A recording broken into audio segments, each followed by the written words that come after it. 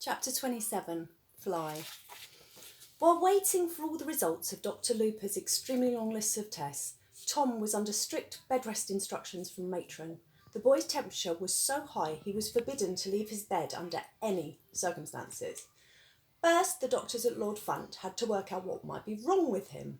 As for Loopers, the newly qualified doctor had been thrown into such a panic he had passed out. In less than a week at the hospital, he had gone from doctor to patient. As soon as Tom was back in his bed, Sally turned to him and said, "So come on, Tom, tell me." "Tell you what?" "What you got up to last night?" Tom hesitated. "I'm afraid I can't tell you," he said. "But you promised." I know. Look, I am sorry, Sally, but the others told me it had to be a secret." "What has to be a secret?" "The secret thing." "What is the secret thing?" "Well, it wouldn't be a secret thing if I told you." "All right then," replied the girl. It was clear she wasn't giving up. "What were you all doing down in the freezer room last night?" It became clear Amber had been earwigging, and she joined the conversation. "For goodness sake, Sally, the grown-ups are on to us. The principal of the hospital knows something is going on. So look, the less people who know, the better. If you know anything, you'll be in trouble too." "But I'd love to be in trouble. I hate being left here on my own while you lot go out and have all the fun." "It's better you don't know," replied Amber. "But I won't tell anyone," pleaded Sally. "I covered for you all last night, remember?"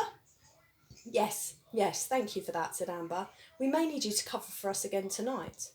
"We're going out again tonight?" asked Tom. He couldn't believe they would risk it. "Yes," cried George from across the children's ward as he tucked in some chocolates. "It's my turn tonight." "What are you going to do?" asked Tom. "Fly," replied George. "Oh, please no," said Robin. "What do you mean, oh no?" demanded George.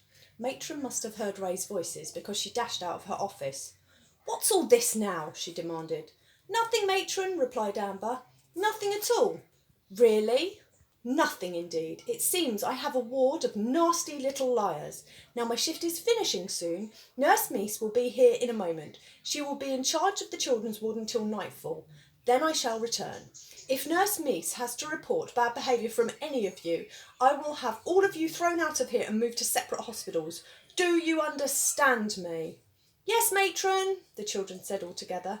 "Good," purred Matron. "Sally, you will be going down for your treatment soon." "Do I have to?" asked the girl. "Stupid girl," snapped Matron. "Of course you do. What do you think you're here for, to have fun?" "No, Matron," replied the girl. At that moment the tall doors at the end of the ward swung open with force. Nurse Meese entered and said, "Good morning, Matron. Good morning, kiddies." "Good morning, Nurse Meese," the children said in unison. "Morning, Meese," said Matron. "How is that temperature of yours, Thomas?" asked the nurse. Her tone sounded as if she suspected the boy was faking it. She was much more experienced than the new boy Loopers, and so was harder to fool. "That boy is not to leave his bed," said Matron, "under any circumstances." "Yes, Matron, you can trust me. I will make sure of that," said Meese as she eyed the boy suspiciously.